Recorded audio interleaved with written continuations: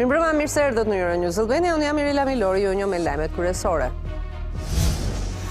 Mustafa Martinaj, babai i Ervis Martinajt, ka kërkuar nga gjykata shpalljen e djalit të tij si të zhdukur. Martinaj dyshohet se është parë për herë të fundit në gusht të vitit 2022.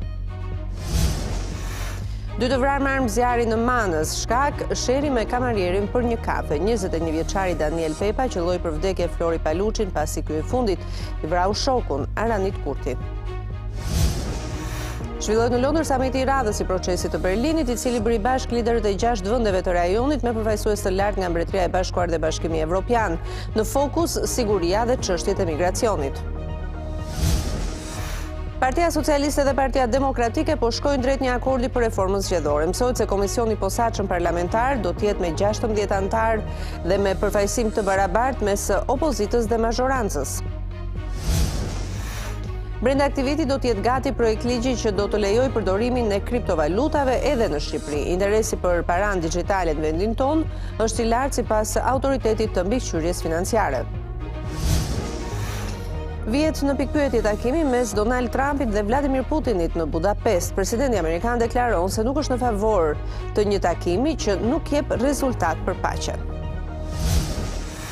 Nisim me lajmet, babai i Ervis Martinajt i ka kërkuar gjykatës së Lezhës që ta shpallë të zhdukur djalin e tij. Kërkesa e Mustafa Martinajt është botuar në fletoren zyrtare. Sipas ligjit, një person mund të shpallet i zhdukur me vendim gjykate nëse mungon nga vendbanimi i tij dhe nuk ka patur asnjë lajm për të për më shumë se 2 vite. Mustafa Martinaj, babai i Ervis Martinaj, ka kërkuar gjykatës së Lezhës që të shpallë zyrtarisht të zhdukur të birin. Kërkesa vjen pas 3 vitesh nga humbja e gjurmëve të Ervis Martinaj, fati të cilit nuk dihet prej gushtit të vitit 2022. Kërkesa e Mustafa Martinaj është botuar edhe në fletoren zyrtare dhe në vijim do të jetë vendimi i gjykatës nëse do të merret parasysh për ta shpallur zyrtarisht të zhdukur ose jo. Sipas ligjit, një person mund të shpallet i zhdukur me vendim gjykate nëse mungon nga vendbanimi i tij dhe nuk ka pasur asnjë lajm për të për më shumë se 2 vite. Kodi civile ka të përcaktuar edhe çfarë ndodh me pasuritë të zhdukurit, për të cilat përcaktohet një kujdestar. Nëse gjykata vendos për shpalljen e tij të zhdukur, nëse për Ervis Martinaj nuk do të ketë asnjë lajm në harkun e 4 viteve të tjera, plotësohet edhe kufiri kur familjarët mund t'i drejtojnë gjykatës për shpalljen e tij të vdekur. Ervis Martinaj rezulton i zhdukur që prej 8 gushtit të vitit 2022 dhe për fatin e tij ende nuk dihet asgjë. Policia ka kryer disa operacione në kërkim të 40 vjeçarit, por nuk kanë patur sukses.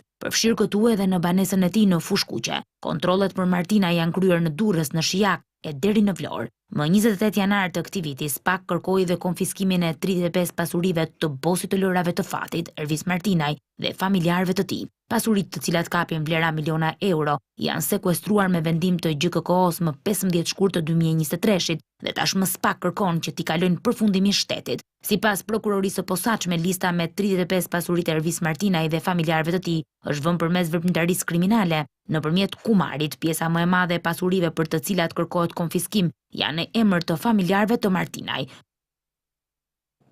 Policia e Tiranës ka arrestuar një 39 vjeçar gjatë një operacioni për goditjen e rasteve të armbajtjes pa leje. Ismet Gaxheri është personi prangosur i cili po lëvizte me automjetin tip Benz në bulevardin Bajram Curi. Gjatë kontrollit të ushtruar, shërbimet e policisë gjetën në automjetin e 39 vjeçarit një armë zjarri, pistolet me municion, të cilën e kishte pa leje. Për uniformat blu, 39 vjeçari Gaxheri nuk është një emër i panjohur. Në vitin 2015, ai mbeti plagosur në parkimin e lokalit në pronësi të tij në zonën e Dajtit, nërsa u vra Anton Nikaj. Ismet Gaxheri, i cili shoqëronte viktimën Anton Nikaj, ka ndërhyrë në konfliktin që i mori jetën këtij fundit, por është goditur nga Ervis Martinaj dhe grupi i tij me tytën e pistoletës duke mbetur i plagosur. Emiliano Tasho qelloi me armë për vdekjen Nikajn. Gjykata e Apelit të Tiranës e ka dënuar me 14 vite burg.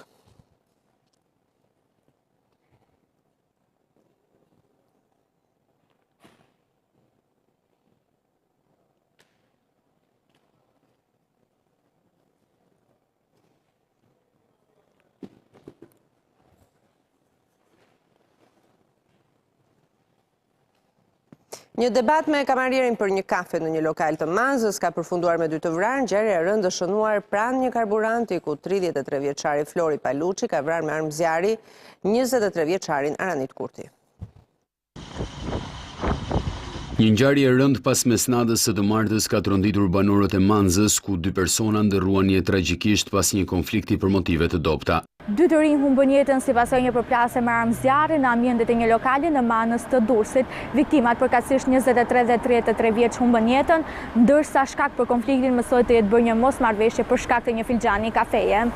Ngjarje kopshte për shoqërinë shqiptare, ku sherrët e çastit prodhojnë viktima të njëpasnjëshme, ndërsa autori, vetëm 21 vjeç, është ende i shpallur në kërkim. Sipas hetimeve paraprake, rreth orës 1:45 minuta të mëngjesit, Daniel Pepa dhe Aranit Kurti kanë hyrë në lokal. Pepa i ka kërkuar kamarierit të bëjë një kafe, por ky i ka treguar se ekspresi ishte i fikur dhe nuk shërbente në ato orë. Konflikti ka eskaluar kur Pepa ka insistuar dhe ka përdorur fjalë fyese ndaj kamarierit. Në atë moment, sipas hetuesve, ka ndërhyrë Flori Paluçi, një banor i zonës dhe klient i rregullt i lokalit, i cili i ka thënë Pepës se nuk mund të fyente kamarierin pasi ai ndodhej në tavolinë me të. Tensioni është përshkallëzuar fillimisht në debat verbal dhe më pas në konflikt fizik jashtë lokalit. Kamarieri i lokalit, Alteo Pepa, i cili ishte dëshmitar në vendngjarje, përpara hetuesve mësohet të ketë thënë: Ishte ora rreth 1:45 minuta. Në lokal ishin 5 persona. Daniel Pepa hyri i pari me shokun e tij dhe më kërkoi kafe. I tha që ekspresi ishte i fikur dhe nuk shërbej më në atë orë. Ai filloi të më fyente me fjalë të rënda.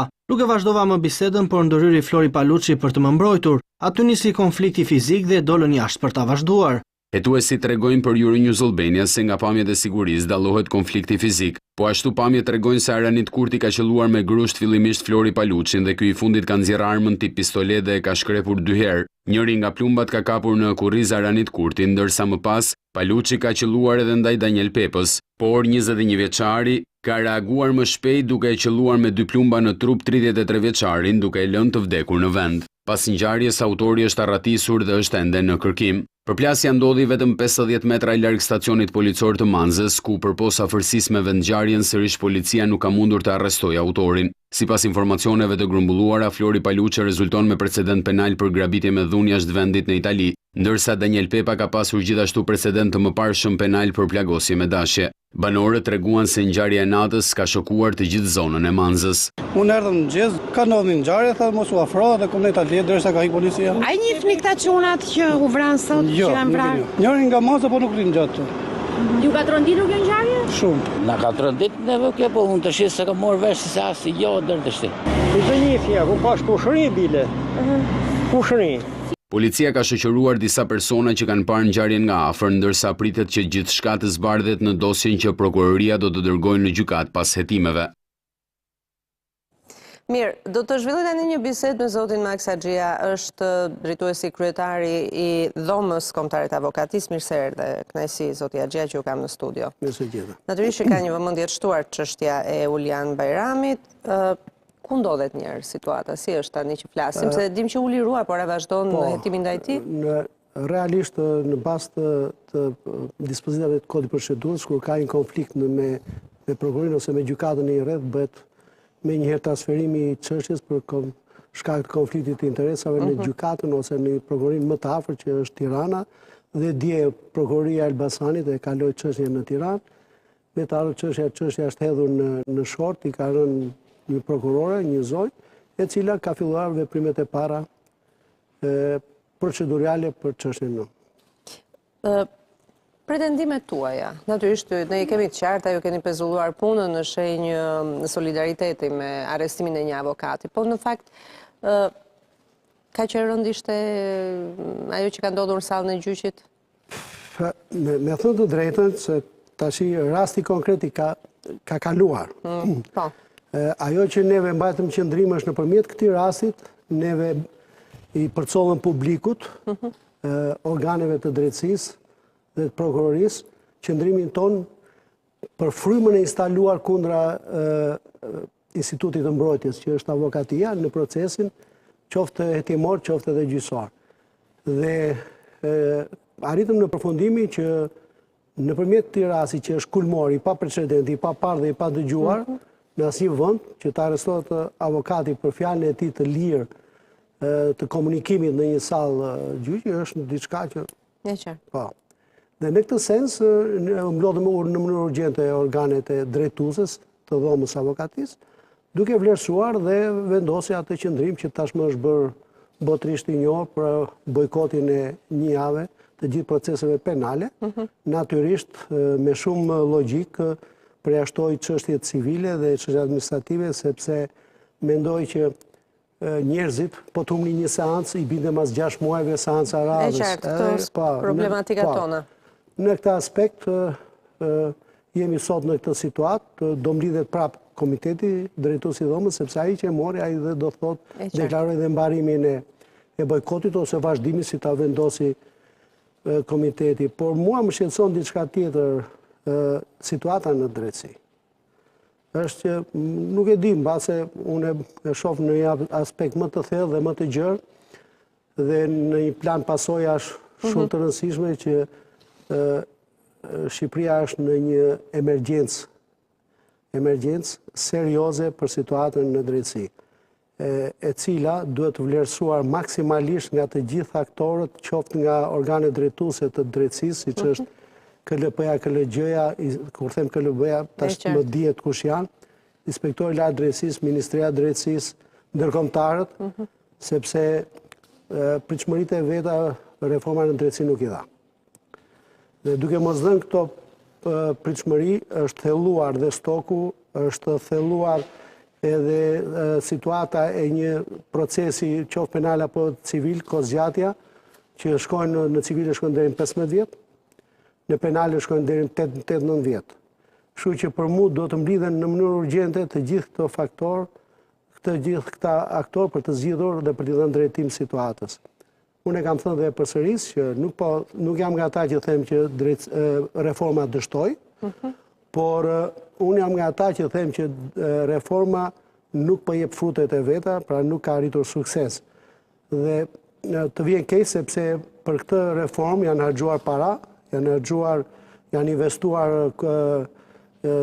institucione shtetërore, janë investuar ndërkombëtarët, janë investuar potenciale intelektuale profesionale, të cilat provuan që kjo rrugë nuk pati sukses. Kjo reformë mbush 10 vjet vitin që vjen, kemi 30 vjet me Komisionin e Veneciave, pra ne kemi një rrugë të gjatë në përpjekje për të themeluar një sistem të drejtësie dhe në përpjekje për ta vënë funksionim. Tani mbas 10 vjetësh, kjo reformë e cila ju thoni nuk ka dështuar, por nuk po jep rezultatet. Çfarë mund të jetë rregullator? Unë thash që insistoj që në mënyrë urgjente, në mënyrë alarmante, duhet të marrë dikush iniciativën për të mbledhur në një tavolinë pune, jo tavolinë për të treguar kush ka fajt, për të gjetë rrugën si ta vëmë në eficiencë drejtësinë. Dhe po ju them që në qoftë se nuk bëhet tash, pasojat do të jenë shumë më të mëdha më vonë, sepse stoku sa vjen e rritet. Njerëzit po humbin durimin, po humbin jetën, po humbin financat. Mund të them një gjë, për shembull, duhet gjetë rrugë, për shembull, fiton një gjyq dhe për ta vënë në ekzekutim do t'i drejtosh gjykatës, që është një element shumë i thjeshtë, që një gjyqtar i vetëm që merr një kërkesë për lëshimin e urdhit të ekzekutimit që ta çosh në përmbarim, që të tërheqësh paratë nga institucion në rrogën vjetore ose financa të ndryshme, ose pasurinë, gjyqtari marr 6 muaj, 9 muaj vetëm për një vendim të thjeshtë për ta vënë në ekzekutim. Kështu që janë ca gjëra që edhe evadohen shpejt, por dhe nuk e acarojnë më nga pikpamja jo vetëm psikologjike dhe të nervave dhe kohës, po dhe financat. Pra nuk vjen në eficiencë jeta e njerëzve, të cilët janë drejtuar gjyqësori dhe kanë marrë dhe vendimi përfundimtar. Pastaj ka probleme me zbardhjen e vendimit, ka probleme me kohën, ka probleme me dëshmitar. Ka pak jurist, ka pak gjyqtar, çfarë po ndodh? Ka numër të ullët, ka një trup gjyqësore të mangët, çfarë po ndodh? Absolute, dhe nuk e kundërshton dot asnjëri që ka një mangësi gati për gjysmë të gjithë kuadrit në prokurori, në hetim dhe në gjykim. Në të gjitha nivelet, flas për gjykimin. Domethënë, në qoftë se gjykata e apelit, që është sot një vetme, ka pasur 45 gjyqtar kur ishte me 6, sot ka 28. Nga 78 që duhet të ketë. Kështu që këta po bëjnë një punë të jashtëzakonshme, se nuk edhe UFO t'jenë, edhe vetëm të shtypin butona nuk e zgjidhin më situatën, por stoku vjen edhe sa rritet. Kjo bën të pamundur. Domethënë, duhet të flasim me opinionin, me ata që kanë probleme me drejtësinë hapur. Të themi, kjo është situata dhe duhet gjetur zgjidhje. Natyrisht populli thotë, s'më intereson zgjidhja, më intereson zgjidhja e problemit që kam. Për mua duhet që të, siç e thash, tulen tavolinë gjetë zgjidhje dhe një zgjidhje do jetë kjo, për shembull, duke qenë se ti s'ke sop sepse vetingu i hoqi shumë, me të drejtë pa të drejtë, që po të hysh aty dhe aty gjenë rishikime që kemi humbur kuadër shumë të vlefshëm, qoftë në prokurori, qoftë edhe në gjykat, por vetëm pse është ligji që nuk i kthen dot ti rishikosh, i ke nxjerrja sistemit. Atëherë unë kam një propozim që i kam thënë gjithmonë, që ne kemi pedagogët e fakultetit drejtësisë. Ata i kemi me katedra civile, administrative, kushtetuese ose penale. Ata duhet të aktivizohen. 3 ditë në javë të bëjnë gjyqje. Sipas tituj që kanë vjetërsi si pedagogët, ashtu të azhronohen edhe sipas gjykatave në sistemin e drejtësisë. Po kështu ka avokat shumë të ndershëm, shumë të kualifikuar që duhet punojnë për një periudhë që të evadohet stoku. Ndryshe, unë po e vë këtë njoftim në dispozicion të opinionit që situata do rëndohet më keq dhe pasaj do ketë një amullim të jashtëzakonshme. Shteti do të marrë, Ministria e Drejtësisë do të bëhet koordinator i kësaj zgjidhje. Komisioni për çështje ligjore në kuvend do të dhe ai të marrë situatën në dorë. Po ashtu edhe KLG-ja, Këshilli i Lartë i Gjyqësorë, Këshilli i Lartë i Prokurorisë, Prokuroria e Përgjithshme, dhe pse jo të shikon në mënyrë urgjente disa dispozita në kodin e procedurës, qoftë civile, qoftë penale, ato çështje që gjykon me 3, të gjykohet me 1, të vendim sa, domethënë të gjenden mënyra alternative, po jo një, disa për ta zbutur sa më shumë stokun. Jemi në këtë situatë edhe kemi ardhur në këtë situatë se nuk kemi ditur apo nuk kemi dashur të ndërhyjmë. Jo, por ne kemi një zakon që çdo gjë fillojmë nga zero. Historia fillon me mua. Po, investojmë, hedhim themelet, ecim disa kate, pasaj nuk na pëlqen, vjen një tjetër, fillojmë prapë, kështu që është kohë e humbur, është para e humbur, është disfat, sepse po edukojmë brezat me një mentalitet të tillë. Iku koha që themi kohën e verit. S'kemi më punë me kohën e verit. Tashi kemi punë të gjejmë zgjidhje, të fusim Shqipërinë në rrugën objektive dhe jo propagandistike të drejtë Europës. Kështu nuk na pranon Europa. Dhe po e them me përgjegjësi dhe jam gati të bëj sfidë me këdo që ne jemi në pikën e rënjes. Dhe rënja është perpendikulare, nuk është kështu dishez, po është perpendikulare. Po s'morëm masa sot, nesër është vonë dhe është shumë e afërt. Dhe nesër më është afër? Shumë e afërt. Flasim pak përsëri për çështjen se ka interes. Ulian Bajrami vazhdon të ndiqet dhe çfarë si është situata e tij para kur u arrestua? Se ai nuk është arrestuar me një ambasadës gjyqit. Ai ka vajtur vetë të bëjë një kallëzim si ka rrjedhur ngjarja. Tash opinioni e njeh në detaje këtë çështje, unë po e përsëris me pak fjalë.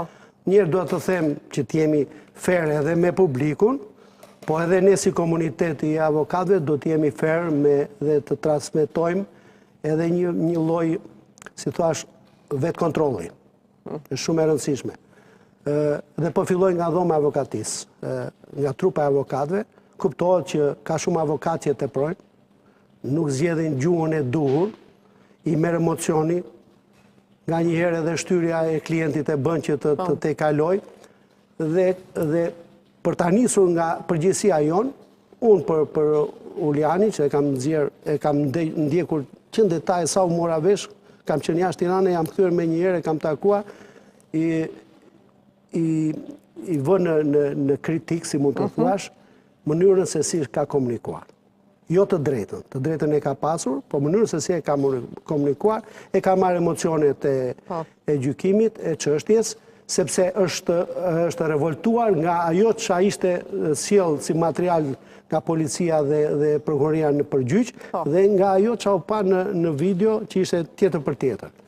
Aty ka, për të thënë që kur agravohet, por nuk i falet që mbas një dite, thirret avokati nga oficeria policisë gjyqësore në Elbasan, i shpjegon se si është rasti, ja shpjegon në detaje kolegu, dhe basi e dëgjoni, thotë mirë, mbaruam, mund t'i ikësh. Si mund t'i ikësh, thotë, më ke thirrë ditën e shtunë, lash familjen, të impenjuar me shumë përgjithësi erdha tregova atë çfarë ishte dhe jam më i ftohtë se që ishta. Tash më thuaj ti jo, tash unë s'do iki, thotë unë do bëj kallëzim. Ajo është çuar, e revoltuar, ka marrë telefonin, këto që them, nuk i kam përjetuar unë, po mi ka thënë vetë Julianit, se kam takuar në dhomat e paraburgimit së bashku me zotin Braga, që është kryetari i avokatëve të Tiranës, dhe i kemi thënë tekstualisht kështu: do na thuash të vërtetën dhe më pak se të takon, dhe më shumë në favor që t'jemi objektiv në vendimarrjen tonë.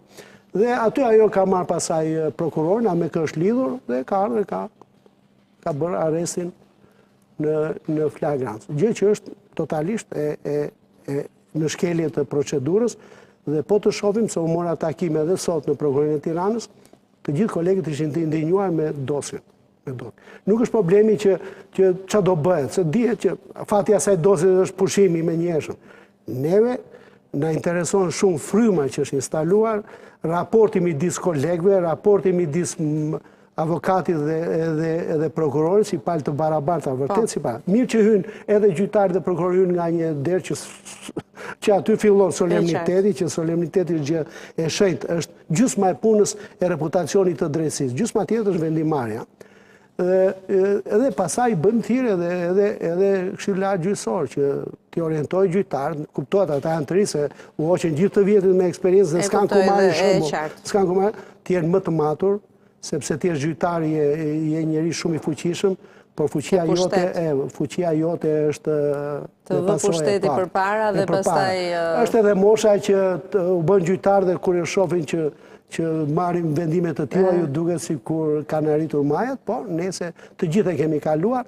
Mirë është që të kenë instruktim edhe të orientojnë, sepse kanë të bëjnë me fatet e popullit. E kuptoj. Gjyqtarët për shembull pas rastit fatkeq që ndodhi atje kërkojnë armë që të mbrohen, u hodh kjo ide, po ju avokatët çfarë kërkoni? Ne kërkojmë topa. Po që është kjo? Mitraloza e të tjera. Janë ata, shiko, ne kryuam gjykatën e krimeve të rënda. Dhe gjykatën më pas, GKK-ja që i thejmë ne gjykata kundër krimit të organizuar dhe korupcionit, dhe SPAK-un.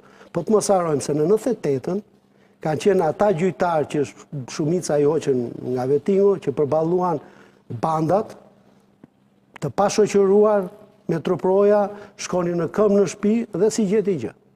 Po.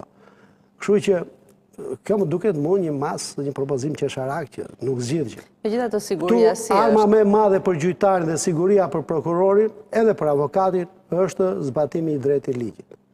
Sepse nëse ti zbaton drejt ligjit, atëherë njerëzit janë të bindur për pritshmërinë e tyre. Edhe ne kemi kusuret tona, sepse një avokat i mirë, që kur e merr çështën i thotë kjo fitohet, kjo nuk fitohet. Mos prit gjë nga.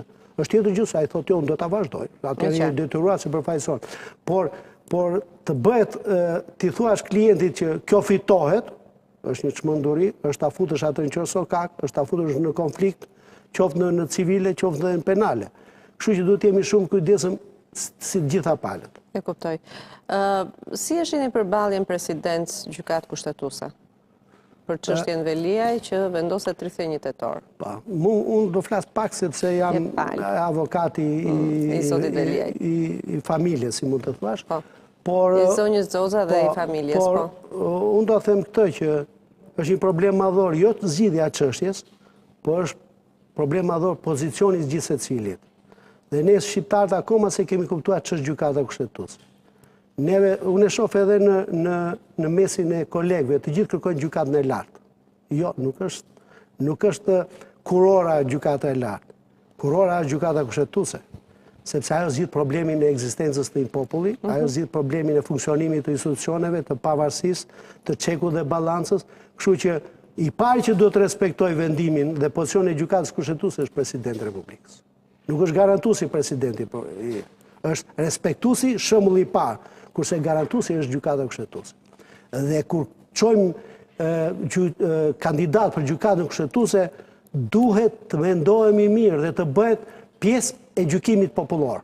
Jo populizëm, por për të thithur edhe opinionin e tyre, sepse do të çojmë njëri që vendos me votën e tij për fatet e familjeve, s'po them ato slogani fatet e Shqipërisë, po fatet e çdo njeriu. Pra është shumë i rëndësishëm vendimi 31 tetorit? Jo nga pikpamja çfarë do zgjidhi. E qartë. Po nga pikpamja se si do ju tregoj vendin gjithë secilit. Ka një acarim me gjykatën kushtetuese, si e lexoni? Është politika në sfond apo është presidenti? Ne kemi zgjedhjen e gjykatës kushtetuese me tre mënyra, domethënë 3-3-3, se janë 9. Presidenti, gjykata e lartë dhe parlamenti. Kështu që gjithsecili mundohet që të çojë kandidatin e vet me përjashtim gjykatës lartë, që gjykata e lartë është më profesionale dhe e njeh më mirë. Natyrisht që ka sensi politik. Nuk e mohojmë dot.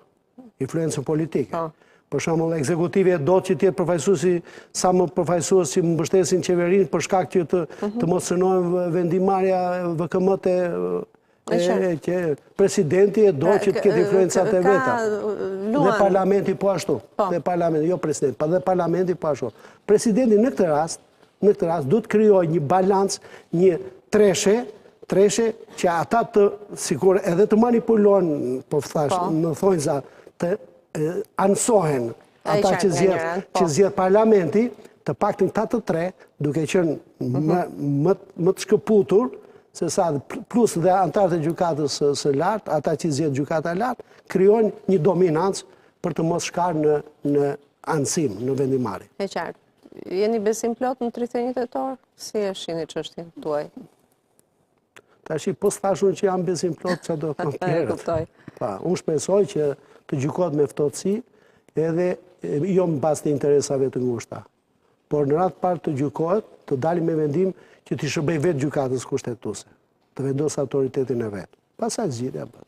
Unë ju falenderoj shumë, zoti Axhia, që ishit këtu, do të jeni gjithmonë i mirëpritur. Faleminderit. Isha me Max Axhin, është avokat i njohur, ndërkohë më njofton regjia që ka një aktivitet të drejt për drejt në këto momente, pak më herët. Atëherë ka qenë Belinda Balluku në një aktivitet, e ndjekim.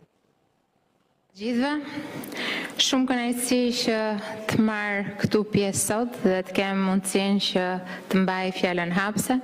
Shikoj shumë miq, kolegë, njerëz me cilët më ka lidhur puna, më ka lidhur politika, dhe mbi të gjitha njerëz me cilët kam ndarë tryeza të rëndësishme, po e thoja edhe para pak, pasi unë mendoj që vetëm përmes dialogut mund të lindin bashkëpunime të qëndrueshme, vetëm përmes dialogut mund të kemi transparencën dhe të përmirësojmë klimën e biznesit në Shqipëri.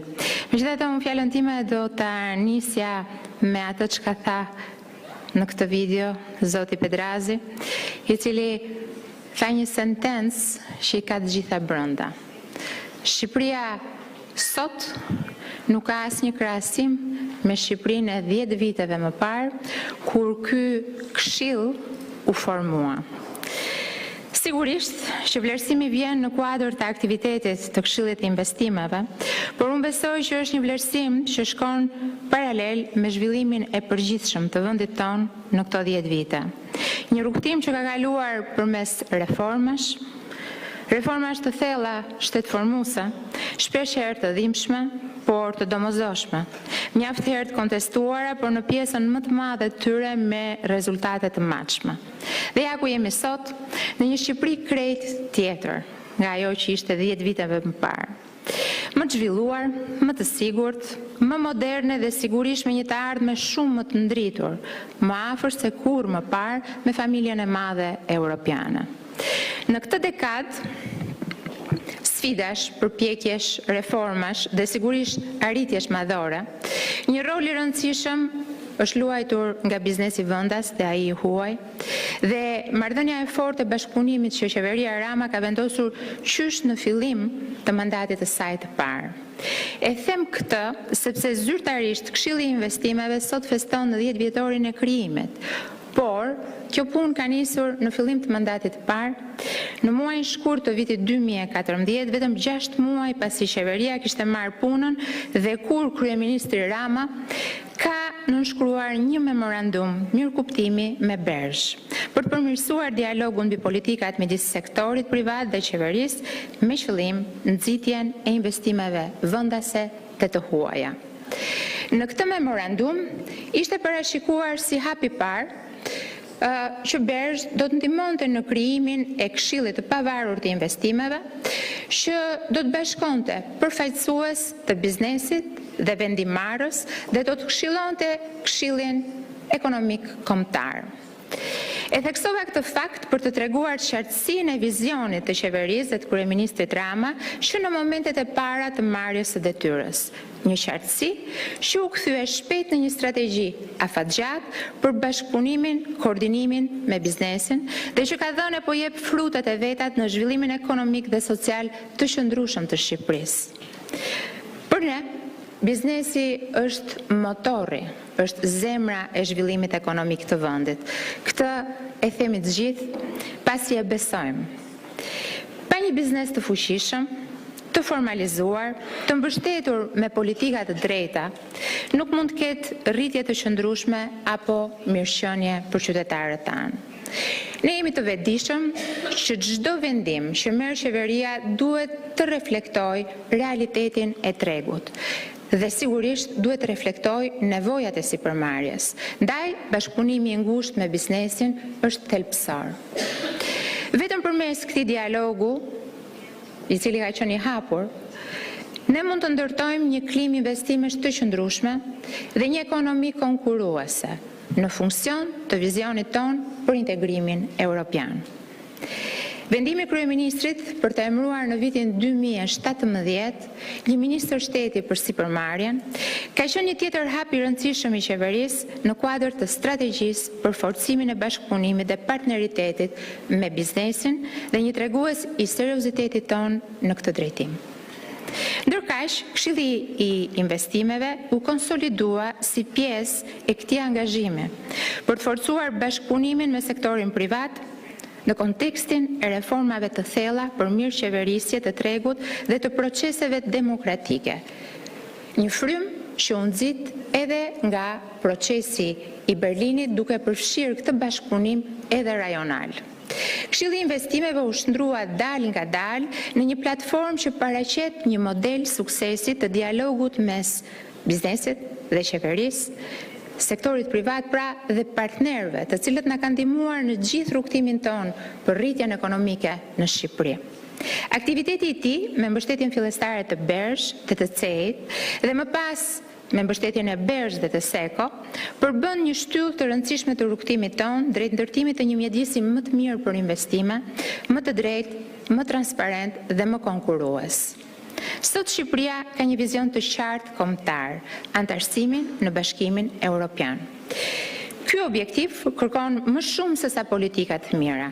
Kërkon bashkëpunim real, institucione të forta dhe një klimë të favorshme për investime.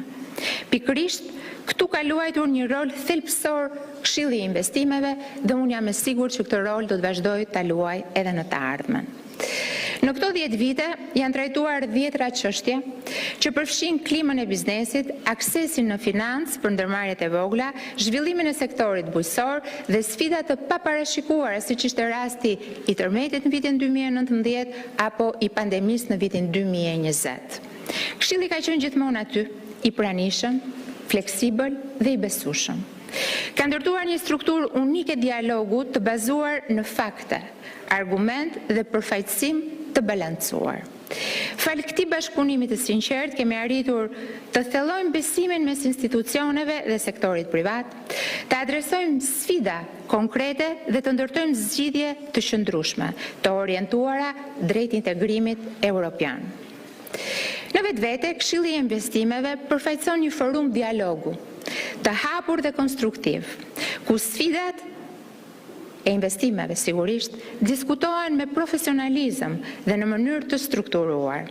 Një qasje gjithëpërfshirëse që siguron politika të balancuara dhe të zbatueshme. Shpeshherë ne shkruajmë ligje shumë të mira, shkruajmë politika të mira, por që nuk gjejnë zbatim dhe do na duhet gjithmonë që t'i rishikojmë. Dhe vetëm përmes dialogut, dhe këtë e them nga eksperjenca, mua më ka ndodhur që duke ulur në tryezë dhe duke diskutuar draftet dhe jo ligjet e bëra fakt, Ne kemi nxjerrë ligje të mira dhe të zbatueshme dhe padyshim fusha e energjisë është një nga këto shembuj të cilat me të vërtetë tregojnë bashkëpunimin e ngushtë midis qeverisë dhe sektorit privat. Padyshim edhe të gjithë mbështetësve të partnerëve ndërkombëtar. Gjithashtu, ky Këshill ka qenë edhe një mbështetje për reformat. Reformat ekonomike që synojnë zhvillim të qëndrueshëm dhe gjithëpërfshirës. Gjej rastin këtu, të falenderoj në mënyrë të veçantë bashkëthemeluesit e kësaj nisme, Bergj dhe Seko, për mbështetjen e palëkundur ndër vite.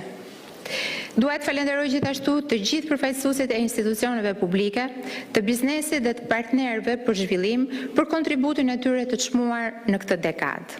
Dua të falenderoj Sekretariatin e Këshillit të Investimeve për rolin e pazëvendësueshëm në mbështetje teknike dhe organizative të këtij procesi. Gjithashtu duhem falenderuar shoqatat e biznesit për bashkëpunimin intensiv, veçanërisht gjatë proceseve të rëndësishme si fiskalizimi, përballja me COVID-19, inspektimet dhe vendosja e standardeve. Sot, pas një dekade pune dhe angazhimit përbashkët, Këshilli i Investimeve nuk është thjesht një forum diskutimi. Ai është një instrument kyç për politikbërje të mirë, për ndërtimin e një ekonomie më konkurruese dhe padyshim të qëndrueshme. Angazhimi i qeverisë shqiptare është që ky këshill të mbetet një format i gjallë, i pavarur dhe i përkushtuar ndaj misionit të tij dhe në vitet që vijnë. Të vijojmë me këtë frym bashkëpunimi, transparence dhe përkushtimi për një Shqipëri më të zhvilluar, më të fortë dhe më pranë Bashkimit Evropian.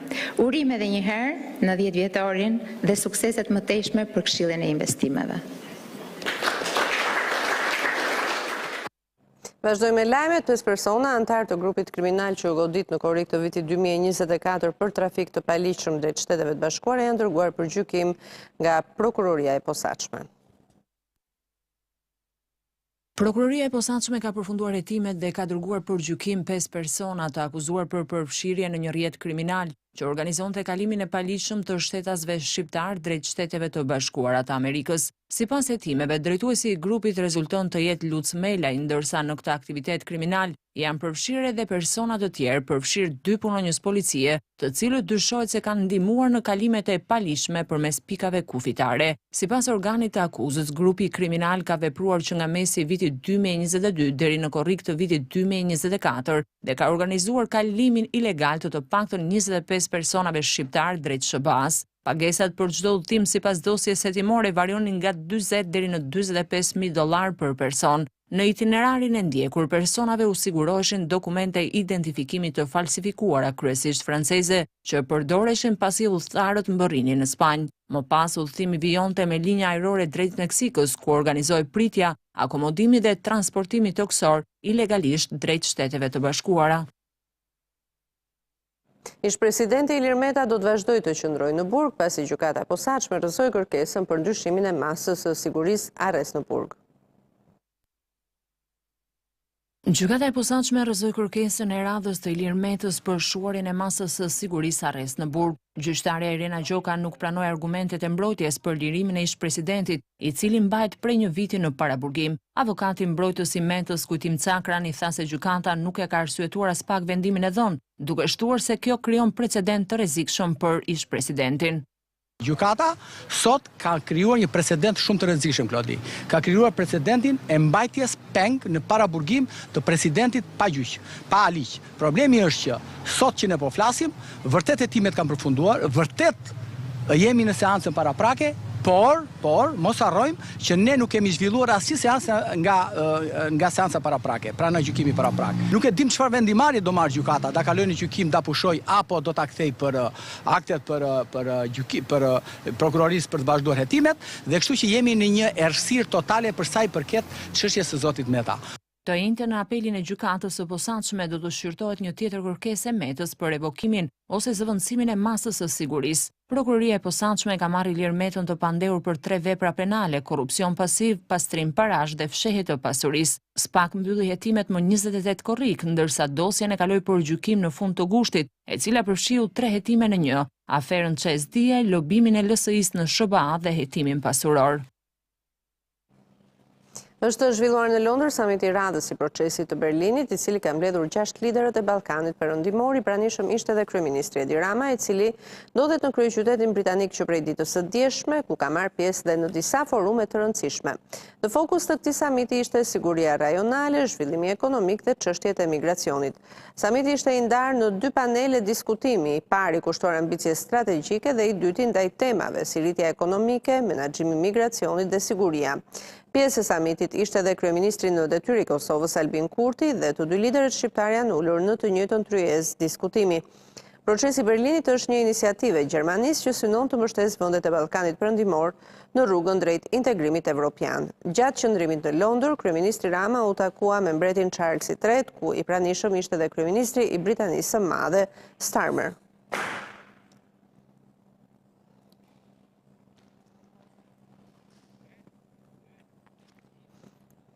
Partia Socialiste dhe Partia Demokratike po shkojnë drejt një marrëveshje për reformën zgjedhore. Mësohet se komisioni posaçëm parlamentar do të jetë me 16 anëtar dhe me përfaqësim të barabartë mes opozitës dhe mazhorancës. Diskutimet për reformën zgjedhore në parlament duket se po shkojnë në rrugë të mbar. Burimet e Euronews Albania bëjnë me dije se palët, Partia Socialiste dhe Partia Demokratike janë afër një akordi për përbërjen e komisionit të posaçëm të reformës zgjedhore. Mësohet se komisioni parlamentar do të përbëhet nga 16 anëtar dhe do të jetë bipartizan me bashkëdrejtim nga majoranca dhe opozita, që do të kenë dhe të drejtën e vetos. Burimet bëjnë me dije se 8 anëtar do i takojnë majorancës, nga të cilët 7 deputet do të jenë të Partisë Socialiste dhe 1 deputet i Partisë Social-Demokrate. Ndërkohë nga ana tjetër, 8 anëtarët që do i takojnë opozitës do të jenë 5 deputet të Partisë Demokratike, 1 i Partisë Republikane, 1 i Partisë së Lirisë dhe 1 deputet i Partisë Mundësia. Kjo dakordsi ka ardhur pas kundërshtimit fillestar që Partia Demokratike i bëri draftit që parashikonte një numër më të lartë anëtarësh të Partisë Socialiste kundrejt përfaqësuesve të opozitës në komision. Pritet që përbërja e komisionit të miratohet javën e ardhshme, por të japur më pas rrugën nisjes së punës në komision që do të miratojë një kalendar mbledhjesh dhe çështjesh të cilat do duhet të shqyrtohen fillimisht. Sali Berisha konfirmoi sot se në Partinë Demokratike do të ketë garë për kryetarin e ri dhe sa i vet do të rikandidojë. Edhe pse nuk i njeh zgjedhjet e 11 majit dhe rezultatin që ato prodhuan, Sali Berisha ka deklaruar se në pranverën e vitit të ardhshëm, Partia Demokratike do të përfshihet në një proces zgjedhor të brendshëm për të zgjedhur kryetarin e ri. Duke e garantuar si një proces të hapur, Berisha tha se ai do të jetë pjesë e garës. Interpretimi i nenit statutit duhet të jetë i saktë. Statuti bën fjalë për zgjedhje dhe jo për farsa dhe tani që ta mbyllim këtë punë, do të jetë antarësia e Partisë Demokratike ajo që do i bëj interpretimin përfundimtar. Po, do ketë një garë për kryetarin e PD-s. E hapur. Përgjatë konferencës me gazetarët, kreu i Partisë Demokratike kishte edhe një koment për ish-deputeten Zheni Gjergji, e cila u emërua drejtoresh e Spitalit të Elbasanit. Për Sali Berishën, të gjithë ata që shkelmojnë mbi atë besim dhe mbështetje janë automatikisht jashtë kësaj force politike. 99.9% mos më shumë, ose 999% të atyre që i kanë mbështetur këta individ, ndërkohë janë pa punë, janë në kushte të vështira, por nuk hipen. Ndërkohë kur u pyet për Komisionin e Reformës Zgjedhore, Sali Berisha tha se është i hapur për të dëgjuar edhe propozimet apo idetë që mund të vinë nga partitë e vogla opozitare. Dhe paketa e reformës zgjedhore do të jetë fruti i përbashkët i gjitha forcave politike të opozitës. Po, ta them unë këtu. Ne s'kemi asnjë lloj përkundazi, unë edhe në parlament ndjehem jo mirë kur shkojnë dhe u lanë atyre, i diskriminojnë në shkallë ekstreme, pavarësisht se ata përfaqësojnë zgjedhësit e tjerë me radhë. Unë nuk jam kurrë për këtë gjë. Një ligj i ri për kriptomonedat pritet të hidhet për konsultim shumë shpejt. Brenda këtij viti do të jetë gati projekt ligji që do të lejojë përdorimin e kriptovalutave edhe në Shqipëri. Interesi për paranë digjitale me shitblerjen e kriptomonedhave është i lartë në Shqipëri, nisur nga numri portofolëve digjital që arrin 100.000. por aktiviteti nuk është i rregulluar me ligj. Gjatë raportimit në Komisionin e Ekonomisë, drejtuesja e AMF-s Mimoza Kaçi tha se drafti i parë është pothuajse gati. Kemi punuar për draftimin e ligjit. Tashmë jemi në një grup pune ndërinstitucional, ku është institucioni ynë, është Banka e Shqipërisë, është Ministria e Ekonomisë dhe institucione të tjera që janë të ndërlidhura, dhe është përgatitur një draft i parë, është hedhur për konsultim me këto palë interesi që unë përmenda, pra me gjithë grupin e punës, dhe mendohet që deri në fund të vitit ne të finalizojmë këtë aktiviti. Mungesa e një ligji që rregullon këtë treg u ngrit si shqetësim edhe nga drejtuesi i prokurorisë së posaçme Altin Dumani gjatë raportimit në Komisionin Parlamentar pak ditë më parë, i cili tha se janë sekuestruar 11 milion euro kriptomoneda gjatë vitit të kaluar, por Shqipëria nuk ka një portofol digjital për t'i ruajtur. Familjet shqiptare po i largojnë zakonit për të marrë borxh tek të afërmit, ata po u drejtojnë bankave dhe kanaleve të tjera zyrtare.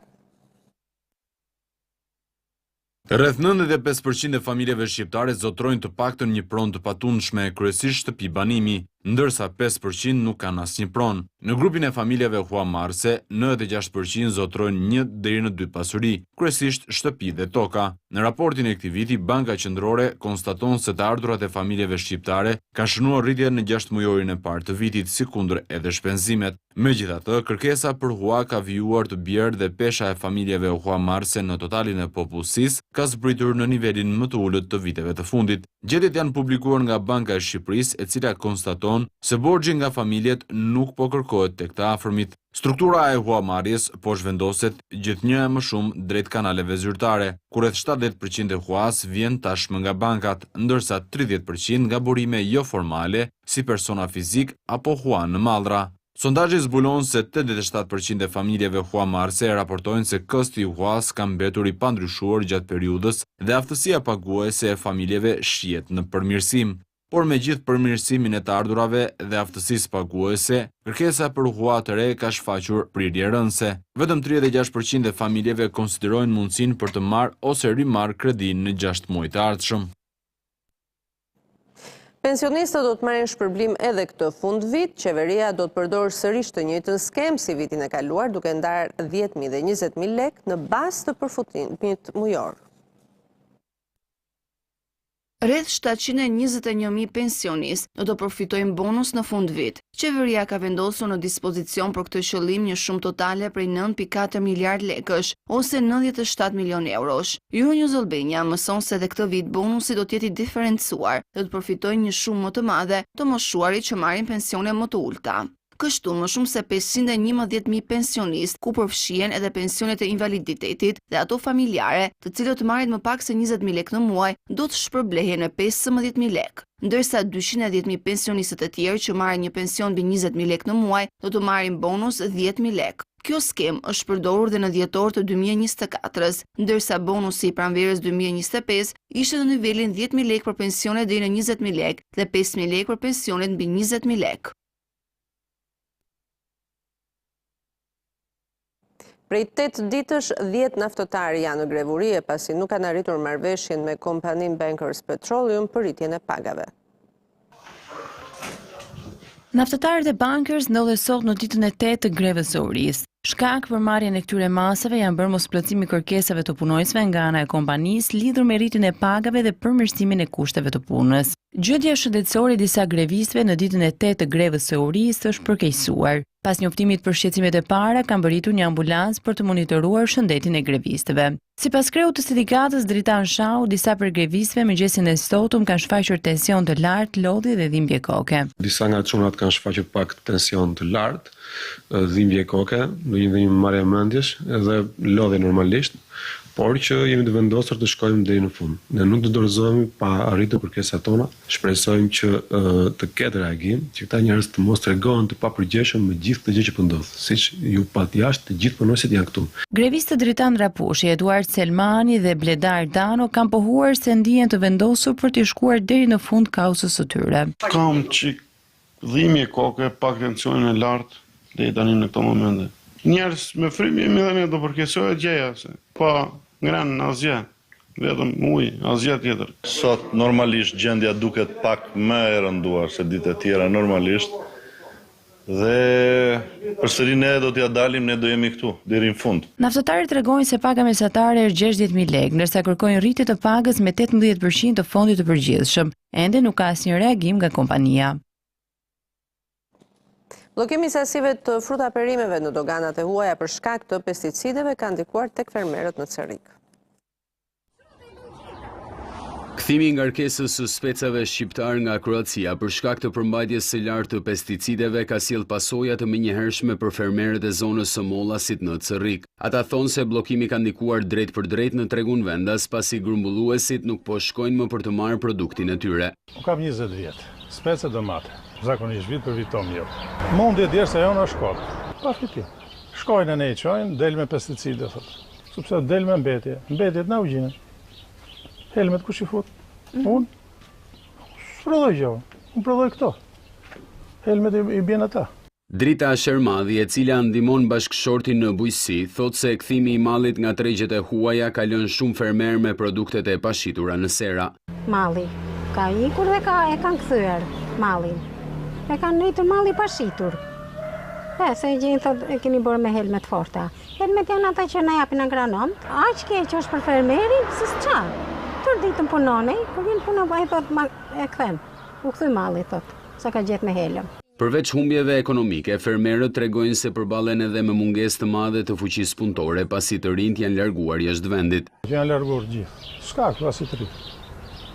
Ne kemi moshe 3, moshe 2. Pa të thoqë. Vetë mundim sa të mundim, se s'ka njërës. A do në bjeni rama ca në Bangladesh janë ca të zinjë. Vetë, do vush aty. Vetëm me bashkëshortin? Bashkëshortin, të dy. Nuk gjini do të punëtor? S'ka punëtor, ku ka? S'ka më zemër punëtor, ku? Është braktisur gjithë Mollasi? Komplet, që janë të rinjë, nuk gjenë të rinjë tu. Fermerët e Mollasit kërkojnë ndërhyrjen e institucioneve për të garantuar kontrolle më të rregullta mbi produktet bujqësore dhe për të rivendosur besimin te tregjet e huaja si dhe te grumbulluesit vendas. Tirana dhe Fieri janë dy qarqet me numrin më të madh të personave që janë vaksinuar kundër gripit sinor deri më tani. Mbi 142.000 persona në të gjithë vendin janë vaksinuar kundër gripit. 280.000 doza të vaksinës janë ofruar falas në të gjitha qendrat shëndetësore dhe spitalet publike prej 22 shtatorit dhe brenda një muaj 51% e sasisë është zauruar. Drejtoresha operatorit të kujdesit shëndetësor Jeta Deda thotë se Fieri dhe Tirana janë qarqet me numrin më të lartë të vaksinave të aplikuara, ndërsa është parë që të moshuarit kanë qenë më të interesuar për marrjen e vaksinës kundër gripit sa më parë. Ndërgjegjësimi më i madh i popullatës vijon të mbetet tek të moshuarit, janë ata që kanë kryer një sër dozash, pra flasim për rreth 10.000 doza të kryera nga moshat e treta dhe 23% e dozave që janë kryer janë të moshave mbi 80 vjeç. Pas të moshuarve, bluzat e bardha janë ato që janë vaksinuar për të shmangur infektimin e tyre, por edhe të pacientëve që ju shërbejnë. Janë rreth 9.000 vetë personel shëndetësor të vaksinuar në gjithë Shqipërinë. Infermierët mbajnë numrin më të madh të atyre personel shëndetësor që janë të vaksinuar, mbase edhe për shkak se janë numri më i madh i atyre që popullojnë sistemin shëndetësor në Shqipëri. Vaksina kundër gripit ofrohet falas për disa kategori, mes të cilëve edhe uniformat blu dhe mësuesit, por është vënë re një interes tejet i ulët të këtyre të fundit. Ekspertët apelojnë për vazhdimin e vaksinimit, si e vetmja mënyrë për të parandaluar format e rënda dhe vdekjet nga gripi. Rjeti i restoranteve KFC në Shqipëri do të ndryshojë pronësia, ai do të administrohet nga marka e njohur Kanë Meselin Kosovë.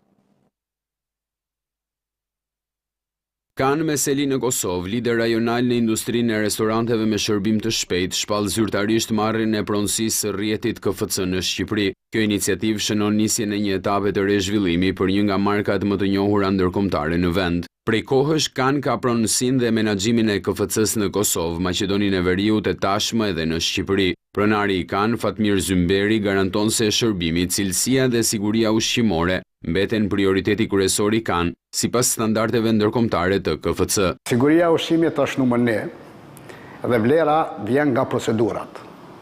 Procedurat për ta bërë një pulë të shishme është aq perfekte sot që nuk ka kompromis të siguria dhe të kvaliteti. Është e vërtet që ne qumë fast food në gjuhën internacionale ose ushqim i shpejt, po është shpejt vetëm për klientin, por mos të prit klienti. Kurse mrena në restoran janë mbi 20 bashkëpunëtorë tonë që punojnë në mënyrë shumë të shpejt që klienti ta merr sa më shpejt ushqimin. Asnjë gjë nuk vjen e gatshme.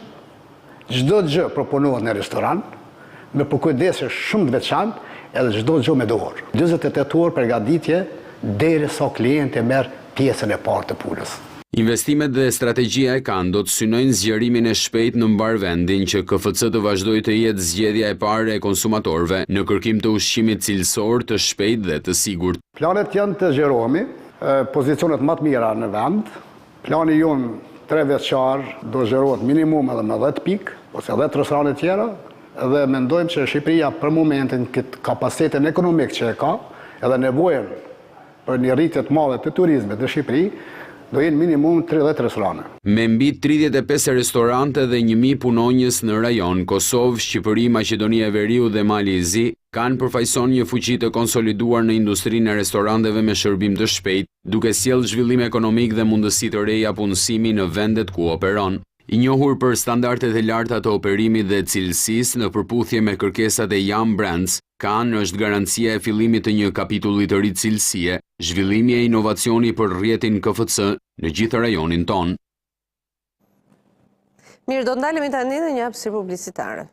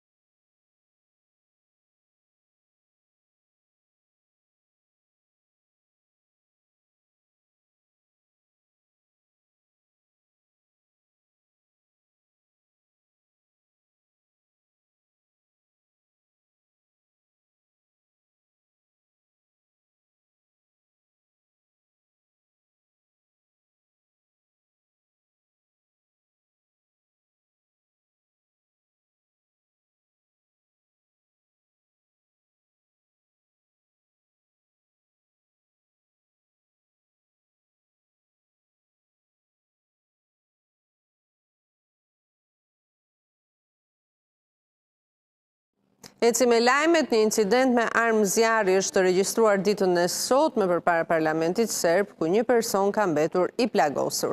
Presidenti Aleksandar Vučić e ka cilësuar episodin e dhunshëm si një akt të rënd terrorist.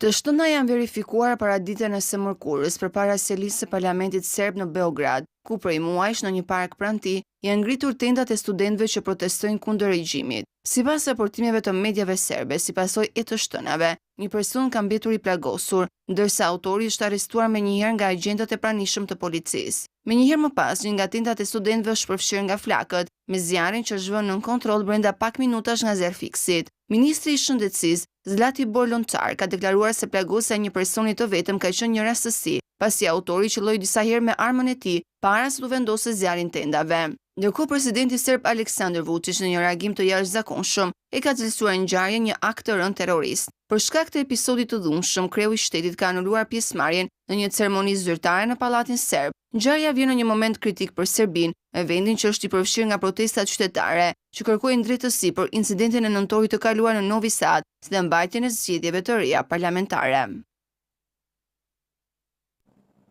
Qëndrimet e kundërta për sa i takon Ukrainës kanë bërë që administrata amerikane dhe ajo ruse të pezullojnë takimin e planifikuar më herët mes presidentëve Trump dhe Putin në Budapest. Presidenti amerikan ka theksuar se nuk ka ndërmend mbas kohë me takime të kota. Donald Trump ka deklaruar se nuk dëshiron të harxojë kohë me një takim të kotë, pasi plani për një takim të dytë mes tij dhe homologut rus Vladimir Putin u pezullua. Presidenti amerikan vuri në dukje se pika kyçe ku palët kanë ngecur është refuzimi i Moskës për të ulur armët në bazë të vijave aktuale të frontit. Më herët një zyrtar i Shtëpisë së Bardhë deklaroi se nuk kishte asnjë plan për një takim të afërt mes Trump dhe Putin, pak ditë pasi lideri amerikan njoftoi një takim kok më kok në Budapest brenda 2 javësh, por dallimet mes palës amerikane dhe asaj ruse për paqen u bën të qarta këtë javë, duke devijuar shanset për një samit. Takimi i fundit mes Trump dhe Putin u mbajt në gusht në Alaskë dhe nuk prodhoi ndonjë rezultat konkret. Tani vendimi i Shtëpisë së Bardhë për të anuluar takimin e dytë mund të konsiderohet një përpjekje për të shmangur një skenar të ngjashëm. Mendoj se rusët kërkojnë shumë dhe kjo e bëri të qartë për amerikanët se nuk do ketë një marrëveshje për Trump në Budapest, deklaroi një diplomat evropian për agjencinë Reuters. Një takim parapërgatitor me sekretarit të shtetit Marco Rubio dhe ministrit të jashtëm rus Sergej Lavrov ishte planifikuar të mbajë këtë javë, por Shtëpia e Bardhë deklaroi se dy kryediplomatët kishin pasur një telefonat produktive dhe se takimi nuk ishte më i nevojshëm. Por zyrtarët rus deklaruan se përgatitjet për takimin Trump-Putin vazhdojnë pavarësisht njoftimit të mëhershëm nga Shtëpia e Bardhë se samiti ishte pezulluar. Zëdhënësi i Kremlinit, Dmitri Peskov, tha se data duhet ende të përcaktohet pasi nevojitet një përgatitje e kujdesshme. Peskov shtoi se samiti ishte një dëshirë e përbashkët e të dy presidentëve dhe se shumica e zërave që qarkullonin mbi të ishin të pavërteta.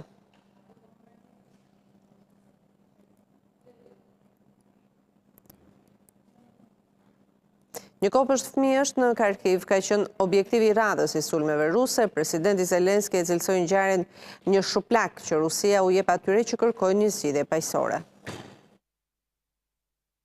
Forcat ruse sulmuan qytetin e Kharkivit mëngjesin e së mërkurës, duke goditur dhe duke bërë që të bjerë zjarr në një kopsht, në momentin kur fëmijët ishin brenda. Kryebashkiaku Igor Terekov deklaroi se në zonën pranë kopshtit pati të paktën 3 shpërthime.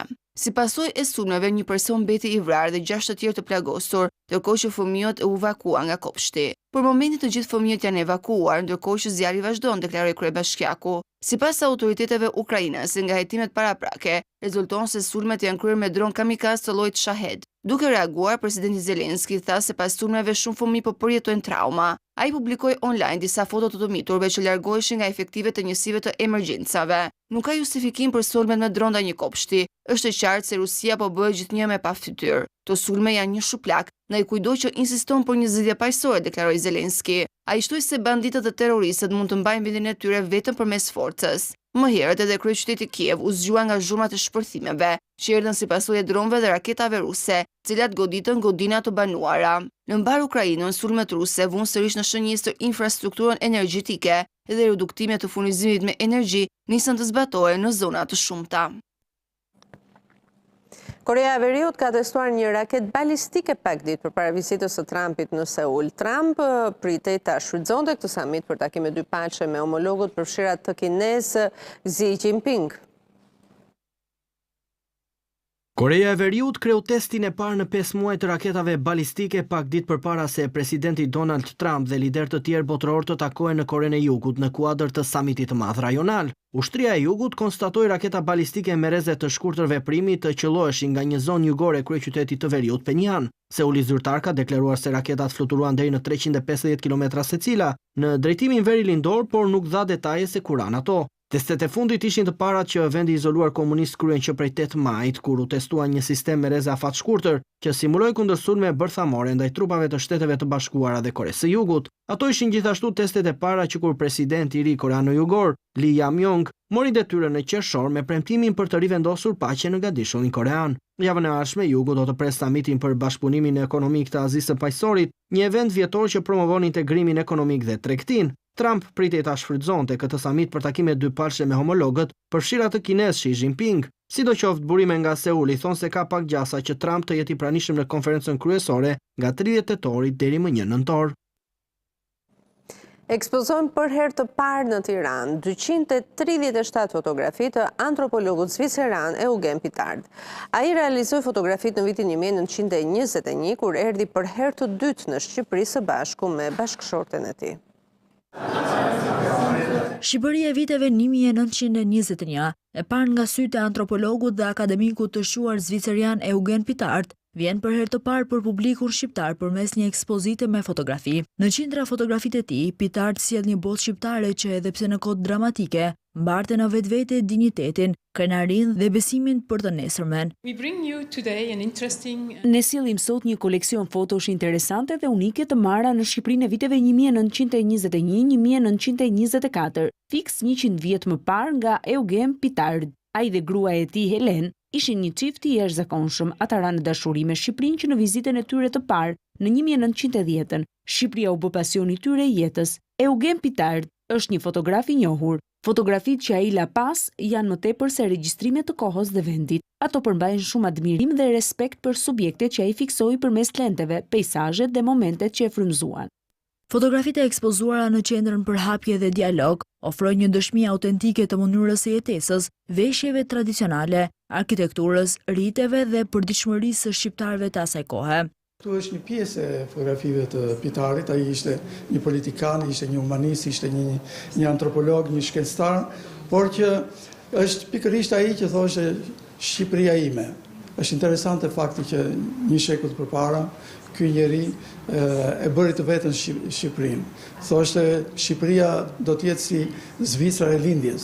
Domethënë ai gjente një lloj paralelizmi të identiteteve dhe të stoicitetit të dy popujve, të zviceranëve dhe të shqiptarëve. Në ekspozitën e Pitard rrëfehen vetëm një pjesë e fotografive të realizuara prej tij, ndërkohë që në vijim mund të ketë edhe një ekspozitë tjetër. Shqipëria 1921 Eugen Pitard vjen e kuruar nga Elton Koritari dhe një pjesë e saj prezantohet në formë digjitale.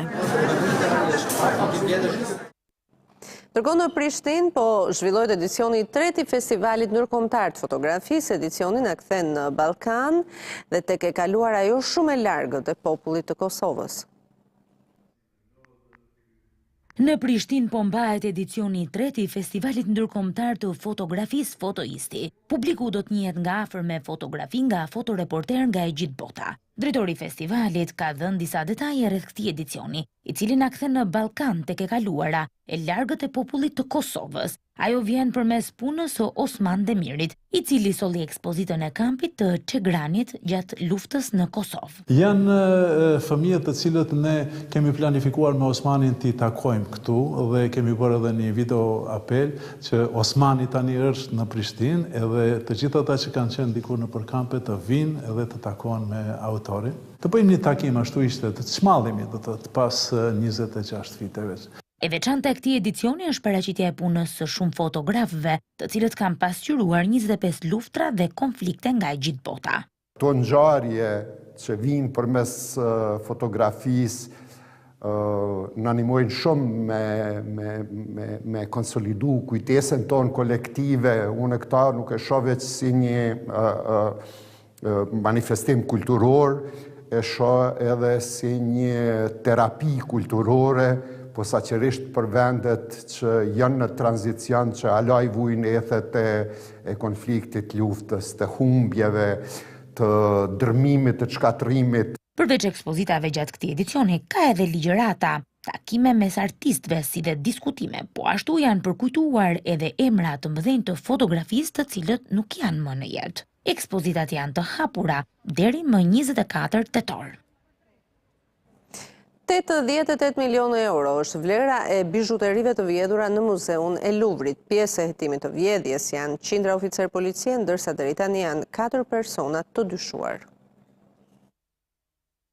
Bizhuteritë e vjedhura nga Muzeu i Luvrit në Paris vlerësohen të ketë një vlerë prej 88 milion eurosh, ndërsa kërkimi për thesaret historike vazhdon. Sipas mediave të huaja, prokuroria e Parisit është shprehur se vlera e sendeve të vjedhura në grabitjen e 18 tetorit ishte vlerësuar nga kuratori i muzeut. Qindra oficer policie janë pjesë e hetimit që është duke u zhvilluar për grabitjen në Luvër, ndërsa sipas prokurores, deri më tani janë 4 të dyshuar kryesor, por është e mundur që të ketë pasur edhe bashkëpunëtor të tjerë. Hajdutët përdorën një shkallë të montuar në kamion për të hyrë në Galerinë Apollo, një nga dhomat më të zbukuruara në Luvër. Të pajisur me mjete, përfshirë një mulli këndor dhe një pishtar me shkrirje, ata shënjestruan 2 vitrina ekspozimit të sigurisë së lartë. Prokurorët e Parisit thonë se grabitësve u janë dashur 4 minuta për të hyrë me forcë në galeri, për të rrëmbyer bizhuteritë dhe për t'u larguar. Midis sendeve të vjedhura nga Luvri ishte një set bizhuterish me diamante dhe safir, përfshirë një diadem dhe një gjerdan të veshur nga mbretëresha Maria Amelie dhe mbretëresha Hortense. Gjithashtu u vot një gjerdan dhe vath me smeralt, dhurat martese nga Napoleone për gruan e tij të dytë. Hetuesit nuk kanë ndonjë pistë të fortë se kush qëndronte pas grabitjes, por po grumbullojnë ngadalë një sër provash. Hajdutët nuk arritën të digjnin kamionin që përdorën për të hyrë me forcë, kështu që hetuesit po e kontrollojnë atë për çdo gjurmë ADN-je. Aktualisht muzeu qëndron i mbyllur, ndërsa opinioni publik dhe ekspertët e artit kërkojnë masa më të rrepta sigurie për mbrojtjen e thesareve kulturore botërore. Novak Djokovic po kalon një formë jo të mirë, kjo për shkak të problemeve të tij fizike. Serbi ka njoftuar se nuk do të marrë pjesë në kompeticionin e radhës në tenis.